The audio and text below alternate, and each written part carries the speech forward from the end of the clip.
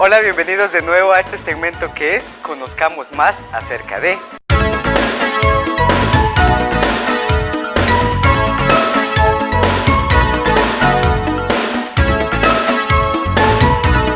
En esta semana hablaremos de algo bastante importante. El tema será acerca de las medicinas, que se relaciona también con la salud.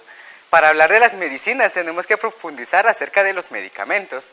Los avances en el conocimiento de la medicina han hecho de que el progreso y la vida del ser humano se doble o hasta se triplique. Es por eso de que ahora las generaciones pueden vivir muchos más años.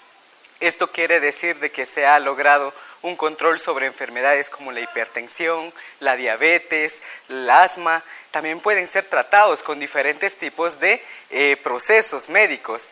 Es por eso de que ahora vamos a profundizar acerca de ello. Bueno, podemos hablar acerca de los diferentes tipos de medicinas o medicamentos. Los jarabes principalmente se ingieren de manera oral, eso quiere decir por la boca, y sirve para liberar las vías respiratorias o el tracto digestivo.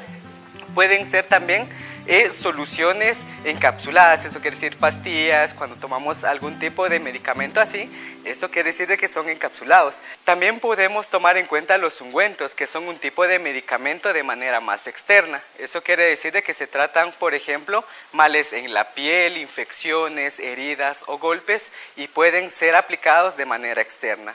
Todas estas medidas pueden ser beneficiosas para evitar posibles problemas de salud a futuro.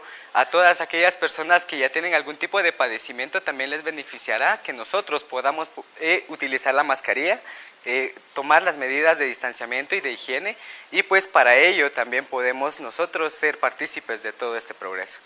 Hay diferentes tipos de medicamentos, pero para hablar de la medicina en general vamos a profundizar aún más, visto todo esto desde diferentes perspectivas.